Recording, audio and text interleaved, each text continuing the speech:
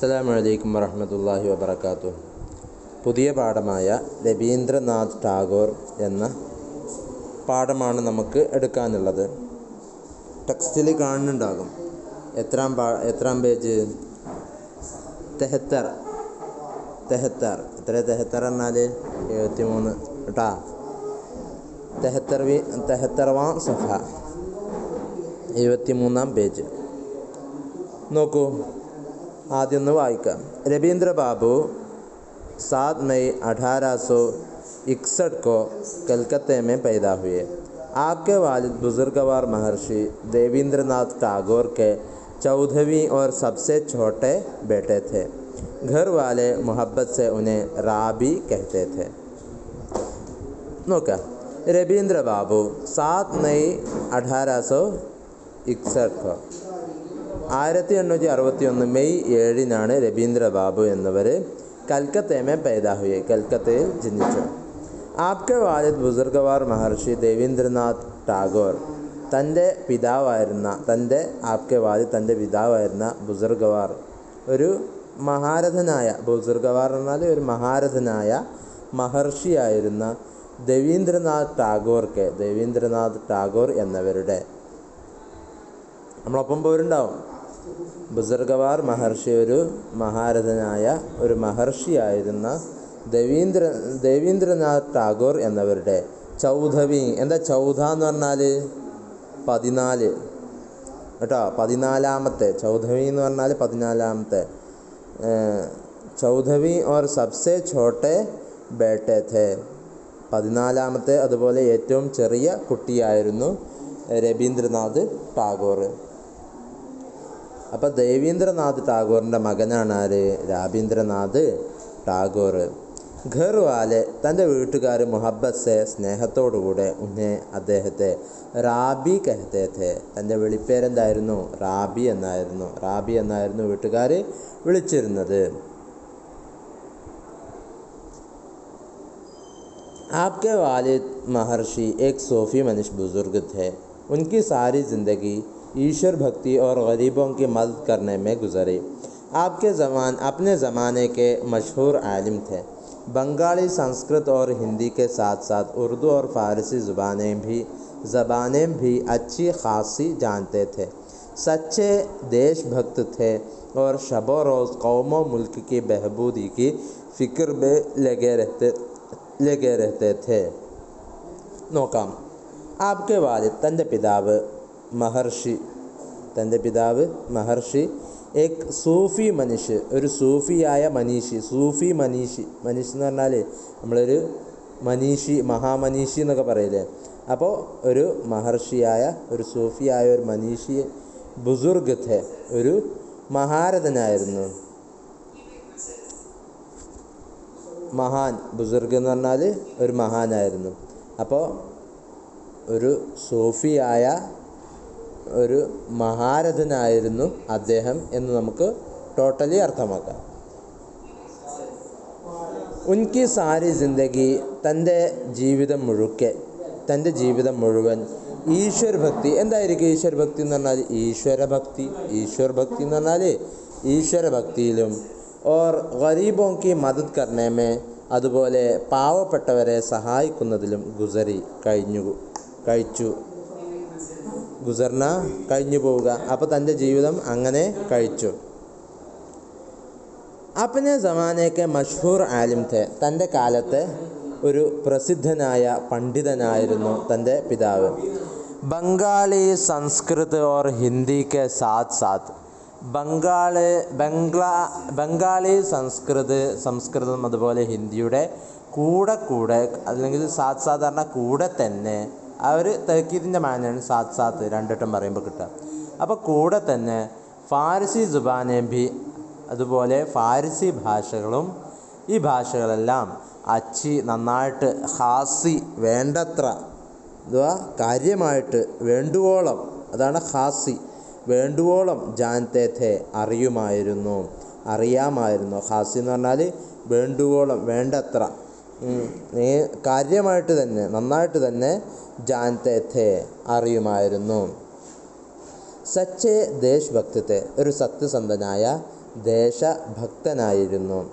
Or പിന്നെയോ ഷബോ rose, രാവിലെ മുതൽ പ്രഭാതം മുതൽ പ്രദോഷം വരെ കൗമോ മുൽക്ക്, ഈ സമുദായത്തിൻ്റെയും രാജ്യത്തിൻ്റെയും ബഹബൂദി കി ഫിക്രമേ, ഈ രാജ്യത്തിൻ്റെ ക്ഷേമത്തിൻ്റെ ചിന്തകളിൽ ലഗേ രഹ്തേ ഥേ, മുഴുകുമായിരുന്നു.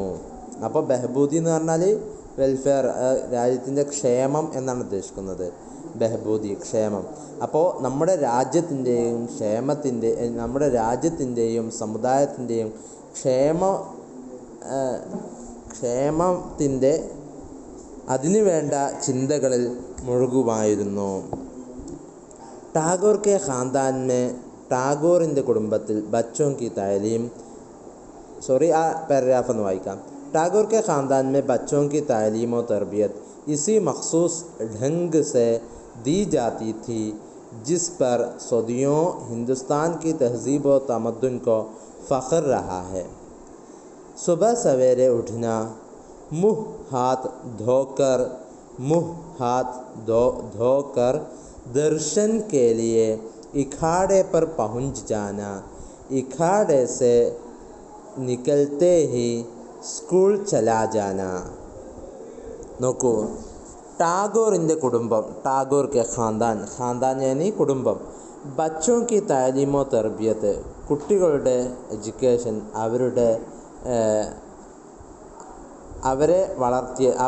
അവരെ പോറ്റിയത്, അവരുടെ എഡ്യൂക്കേഷൻ, ഇസി മഖ്സൂസ് ഢംഗ് സെ, ഈ പ്രത്യേക ശൈലിയിലൂടെ, ഢംഗ് എന്ന് പറഞ്ഞാൽ ശൈലി, വഴി, മാർഗം. ഢംഗ് എന്ന് പറഞ്ഞാൽ കുറേ വാക്കുകൾ നിങ്ങൾക്ക് വേറെ അറിയാം. രാഹ്, രാസ്ത, മസ്ഹബ് എന്നൊക്കെ ഢംഗ് എന്ന് പറഞ്ഞതിൻ്റെ മുത്തറാദിഫുകളാണ്. ഇസി മഖ്സൂസ് ഢംഗ് സെ, ഈ പ്രത്യേകമായ സവിശേഷമായ മാർഗത്തിലൂടെ ദീ ജാതി ഥി, നൽകുമായിരുന്നു, അല്ലെങ്കിൽ നൽകാറുണ്ടായിരുന്നു. ദീ ജാതി ഥി, നൽകി പോരാറുണ്ടായിരുന്നു. ജിസ് പർ, ഏത് മാർഗത്തിലൂടെയാണോ സ്വദിയോ നൂറ്റാണ്ടുകളായിട്ട് ഹിന്ദുസ്ഥാൻ കി തെഹ്സീബോ തമദ്ദുൻ, ആ ഒരു മാർഗത്തിലൂടെയായിട്ട്, സ്വദിയോ നൂറ്റാണ്ടുകളായിട്ട് ഹിന്ദുസ്ഥാൻ കി തെഹ്സീബ്, ഇന്ത്യയുടെ സംസ്കാരം, അതുപോലെ തമദ്ദുൻ, ഇന്ത്യയുടെ നാഗരികത, തമദ്ദുൻ കോ ഫഖർ രഹാ ഹെ, ഇന്ത്യയുടെ നാഗരികതയ്ക്ക് ഒരു അഭിമാനമായിട്ട്, ഒരു അന്തസ്സായിട്ട്, അഭിമാനമായിട്ട് നിലകൊണ്ടിട്ടുണ്ട്. ആ നൂറ്റാണ്ടുകളായി നിലകൊള്ളുന്ന ആ മാർഗത്തിലൂടെയായിരുന്നു അവരുടെ വിദ്യാഭ്യാസ പഠന പ്രക്രിയകൾ നടന്നിരുന്നത്. അവരെ വളർത്തിയെടുത്തത് ആ ഒരു ശൈലിയിലായിരുന്നു. അവരെ വിദ്യാഭ്യാസവും അവരെ വളർത്തിയതും ഇന്ത്യയിൽ പൗരാണികമായിട്ട് നൂറ്റാണ്ടുകളായി നിലനിൽക്കുന്ന ആ ഒരു ഇന്ത്യയുടെ സംസ്കാരത്തിനും അതുപോലെ നാഗരികതയ്ക്കും അഭിമാനമായി നിലകൊണ്ട ആ ഒരു മാർഗത്തിലായിരുന്നു നടത്തിയിരുന്നത്. സുബഹ് സവേരെ ഉഠ്ന, എന്താപ്പാ ആ ഒരു പൗരാണികമായിട്ടുള്ള ശൈലി? സുബഹ് സവേരെ ഉഠ്ന, പ്രഭാതത്തിൽ നേരത്തെ എഴുന്നേൽക്കുക. സവേരെ ഉഠ്ന, നേരത്തെ എഴുന്നേൽക്കുക. എന്നിട്ടോ മുഹ് ഹാത്ത് ധോക്കർ, വായയും മുഖവും, അല്ലെങ്കിൽ മുഖവും ഹാത്ത് കയ്യും, ധോക്കർ കഴുകിയിട്ട്, ധോന കഴുകുക, ധോക്കർ കഴുകിയിട്ട്, ദർശൻ കേലിയെ, ദർശനത്തിന് വേണ്ടിയിട്ട്, പ്രതിഷ്ഠയ്ക്ക് മുന്നിൽ ദർശനം നടത്തൂലേ, അങ്ങനെ ആ ദർശനത്തിന് വേണ്ടിയിട്ട് ഇഖാഡെ പർ പഹുഞ്ച് ജാന. ഇഖാഡ എന്ന് പറഞ്ഞാൽ അർത്ഥം എഴുതി വെച്ചോളൂ, ഭക്തർ നിൽക്കുന്ന സ്ഥലം.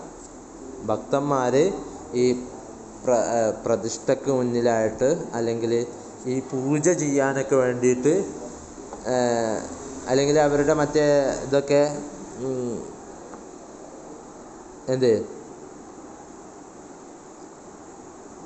അതിനു വേണ്ടിയിട്ടൊക്കെ നിൽക്കുന്ന ഒരു സ്ഥലം, അതാണ്.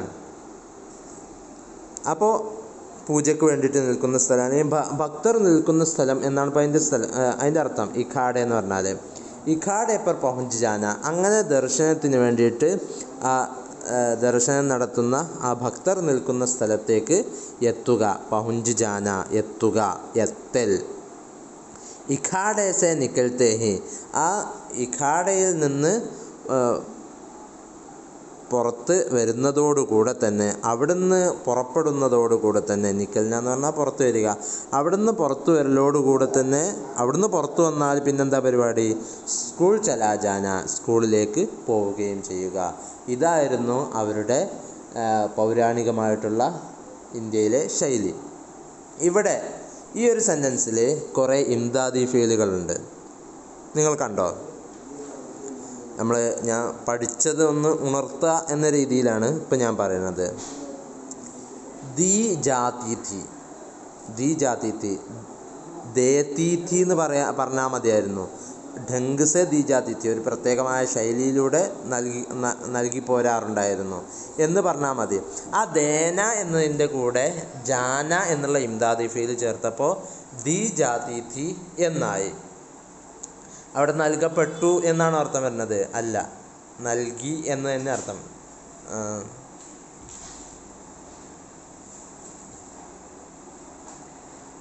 പിന്നെ അടുത്തത് ഇവിടെതാ പഹുഞ്ചിന, പഹുഞ്ചിന എന്ന് മതി. ആ പഹുഞ്ചിന എന്നതിൻ്റെ കൂടെ ഇഖാഡെ പർ പഹുഞ്ച് ജാന, അവിടെ പഹുഞ്ചിന എന്ന് മതി. ഇഖാഡെ പർ പഹുഞ്ചിന എന്ന് പറഞ്ഞാൽ മതിയായിരുന്നു. അതോടുകൂടെ ഇപ്പോൾ ദീ ജാന ദീ ജാതി ഥി എന്നുള്ള അവിടെ ഒരു ജാന എന്ന് അവിടെ ചേർത്തതുകൊണ്ട് ഇവിടെയും ഒരു സൗന്ദര്യത്തിന് വേണ്ടിയിട്ട് ജാന എന്ന് ചേർത്ത് കൊടുത്തു.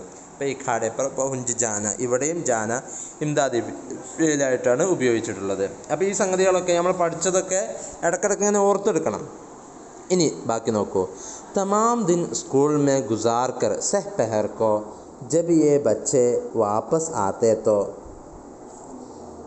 തമാം ദിൻ മുഴുവൻ ദിവസവും സ്കൂൾ മേ ഗുസാർ കർ, സ്കൂളിൽ കഴിച്ചു കൂട്ടിയിട്ട്, സെഹ് പെഹർ കോ, സെഹ് പെഹർ എന്ന് പറഞ്ഞാൽ ദോപഹർ എന്ന് പറഞ്ഞാൽ ഉച്ച എന്നാണ്. ആ ഉച്ച കഴിഞ്ഞിട്ട് അടുത്ത ഭാഗം അഥവാ ഒരു 3-3:30 മണി, അതാണ് സെഹ് പെഹർ എന്ന് പറഞ്ഞാൽ. മൂന്നാമത്തെ ഭാഗം, പകലിൻ്റെ മൂന്നാമത്തെ ഭാഗം, അതാണ് സെഹ് പെഹർ എന്ന് പറഞ്ഞാൽ. അഥവാ വൈകുന്നേരം, അസറിൻ്റെ സമയം, അതാണ് സെഹ് പെഹർ എന്ന് പറഞ്ഞാൽ. സെഹ് പെഹർക്കോ, ആ ഉച്ച സമയം, അസർ സമയത്ത്, വൈകുന്നേര സമയത്ത്, ജബ് എപ്പോഴാണോ, ഏ ബച്ചെ, ഈ വൈകുന്നേരം എന്ന് പറയുമ്പോൾ ശ്രദ്ധിക്കുക, ഒരു 3-3:30 ആ സമയമാണ് ഇപ്പോൾ ഇത് വരുന്നത്. ജബ് ഏ ബച്ചെ വാപ്പസ് ആത്തെ, എപ്പോഴാണോ ഈ കുട്ടികൾ തിരിച്ചു വരുന്നത്, തോ അപ്പോൾ ഘർ പർ പഠാനെ വാലോങ്ക, അപ്പോൾ വീട്ടിലെത്തിയാൽ വീട്ടിൽ പഠാനെ വാലോങ്ക, വീട്ടിൽ നിന്ന് പഠിപ്പിക്കുന്നവരുടെ സിൽസില, ആ ഒരു പരമ്പര തന്നെ ശുറു ഹോ ജാത്ത, അത് തുടക്കം കുറിക്കുകയും ചെയ്യുന്നു. ഓർ രാത്രി, പിന്നെ രാത്രി 9 ബജെ, രാത്രി 9 മണിക്ക് ഉന്നെ അവരെ കൈദിയോം കി തറ, കൈദി എന്ന് പറഞ്ഞാൽ ബന്ധസ്ഥൻ, ജയിലാളി, ജയിൽവാസി.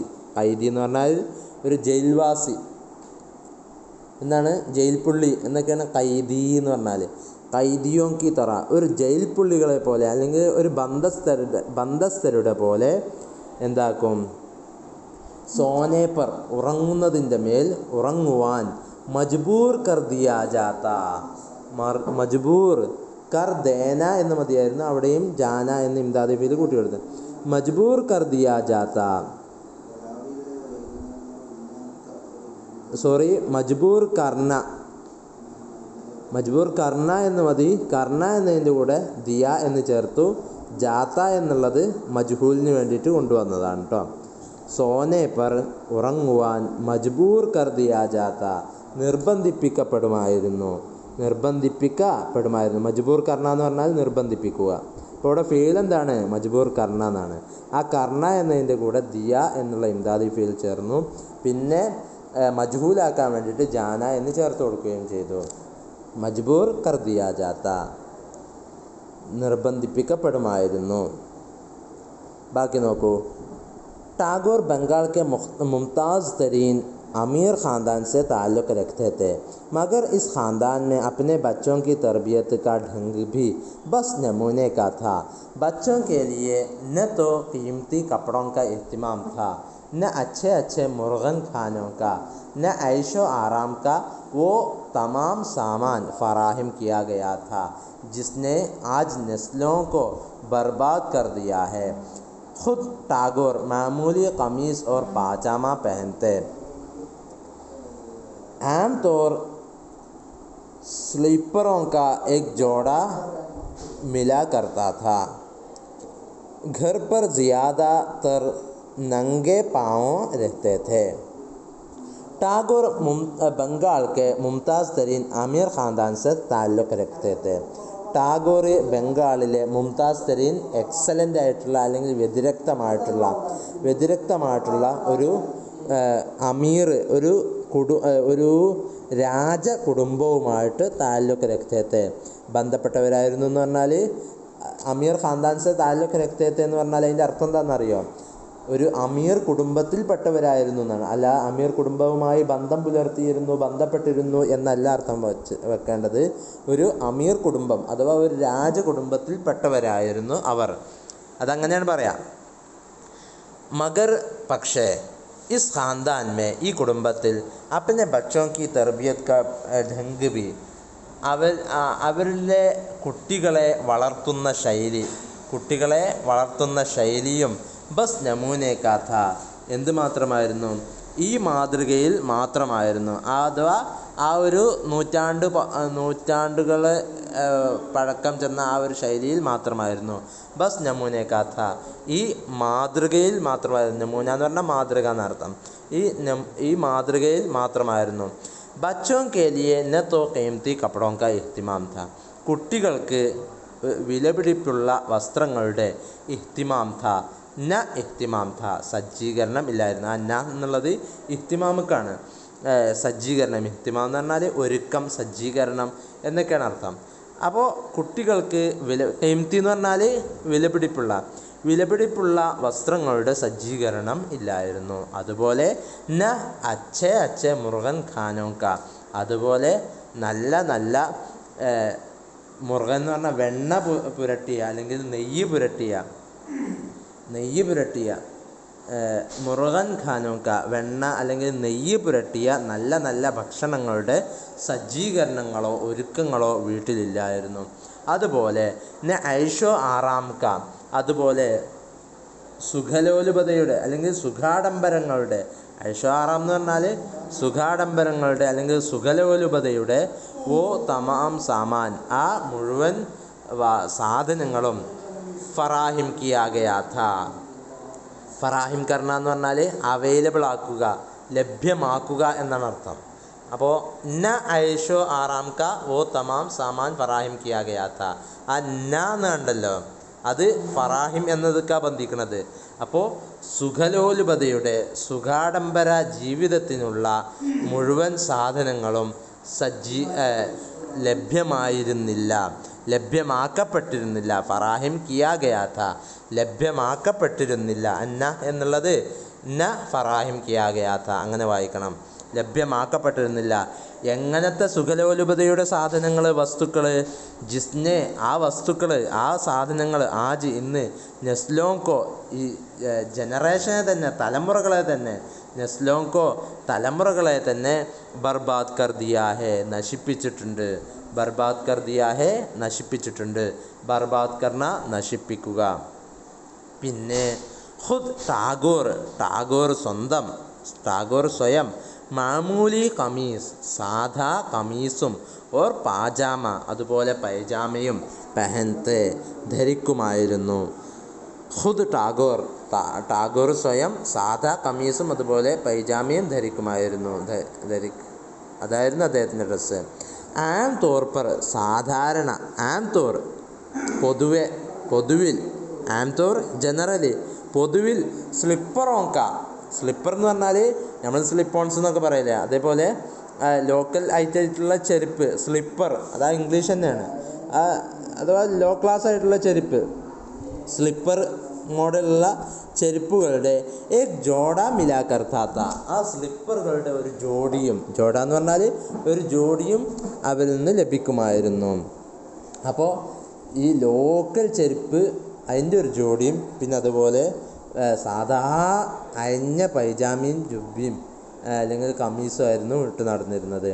ഘർ പർ സിയാദ, വീട്ടിൽ അധികവും, ഘർ പർ വീട്ടിൽ വെച്ച് സിയാദ അധികവും, നംഗേ പാവോ, നംഗേ പാവോ നഗ്നപാതനായിട്ട്, നംഗേ പാവോ നഗ്നപാതനായിട്ട് രഹ്തേ ഥേ നിൽക്കുമായിരുന്നു. നംഗേ പാവോ നഗ്നപാതനായിട്ട്, എന്താ നഗ്നപാതം എന്ന് പറഞ്ഞാൽ ചെരുപ്പിടാതെന്ന് അങ്ങനെ. अभी ടാഗോർ 8 बरस ही के थी, 8 बरस ही के थे. ഈ സമയം ഇപ്പോൾ ടാഗോറിന് വെറും 8 വയസ്സ് മാത്രമായിരുന്നു. 8 बरस ही के थे, 8 വയസ്സ് മാത്രം തന്നെയായിരുന്നു.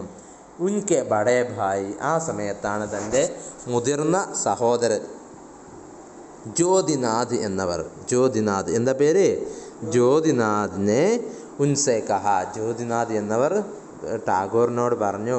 എന്താ പറഞ്ഞത്? രാബി മോനെ, തും ഷീർ ക്യൂ നഹി കഹത്തെ, നീ എന്തുകൊണ്ട് കവിത പാടുന്നില്ല എന്ന് തൻ്റെ ജ്യേഷ്ഠൻ ചോദിച്ചു.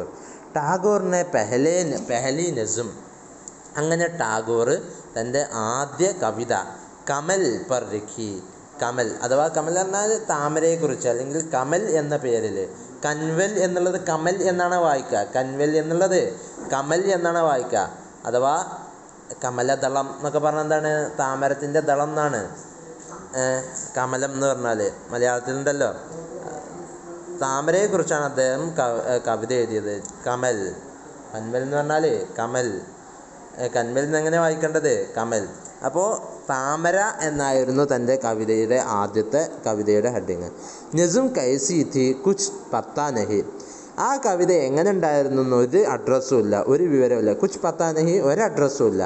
ലേക്കിൻ പക്ഷേ ഐസ ജറൂർ ഥ, ഇങ്ങനെയാണ് എന്നത് ഉറപ്പാണ്. ഐസ ജറൂർ ഥ, ഇത്തരത്തിൽ ഉറപ്പുണ്ട്. ജറൂർ ഥ, ഉറപ്പുണ്ട്. കെ, എത്തരത്തിലെന്ന് വെച്ചാൽ ഉസേ ദേഖ് കർ, ആ കവിത കണ്ടിട്ട് ജ്യോതിനാഥ് കി ആംഖോമേ, ജ്യോതിനാഥിൻ്റെ കണ്ണുകളിൽ ഖുഷി കെ ആൻസു ഛലക് ആയേ, സന്തോഷത്തിൻ്റെ കണ്ണുനീര് ഒഴുകി. ആൻസു ഛലക് ആയേ, കണ്ണീര് ഒഴുകി, കണ്ണീര് നിലത്ത് വീണു. ഛലക് ആയേ, കണ്ണീര് നിലത്തുറ്റി. ഛലക്ന എന്ന് പറഞ്ഞാൽ നീച്ചെ കിരണ, താഴെ വീഴുക എന്നാണ്. തൻ്റെ കണ്ണുനീര് താഴെ വീണു. ആൻസു ഛലക്കായെ, കണ്ണുനീരൊഴുകി, കണ്ണുനീര് വീണു, കണ്ണുനീരുറ്റി. സന്തോഷത്തിൻ്റെ കണ്ണുനീര് അദ്ദേഹത്തിൻ്റെ കണ്ണിൽ നിന്നും ഉറ്റി. ഉന്നൂനെ, അദ്ദേഹം ജ്യോതിനാഥ് എന്നവർ അപ്പനെ ഛോട്ടെ ബായിക്ക്, തൻ്റെ ചെറിയ സഹോദരൻ്റെ ഹിമ്മത്ത് ഭടായി, മനോധൈര്യം വർദ്ധിപ്പിച്ചു. ഹിമ്മത്ത് ഭടായി, മനോധൈര്യം വർദ്ധിപ്പിച്ചു. അവർക്ക് ഒന്ന് എന്തായി, ഒരു കോൺഫിഡൻസ് നൽകിയെന്ന്. ഹിമ്മത്ത് ബഡായി, മനോധൈര്യം വർദ്ധിപ്പിക്കുകയും. ഒരു സബ്സെ പെഹലെ, പിന്നെ ഏറ്റവും ആദ്യം ബംഗാളി ബഹറോക്കെ, അങ്ങനെ ഏറ്റവും ആദ്യം തൻ്റെ ജ്യേഷ്ഠൻ എന്ത് കാട്ടി?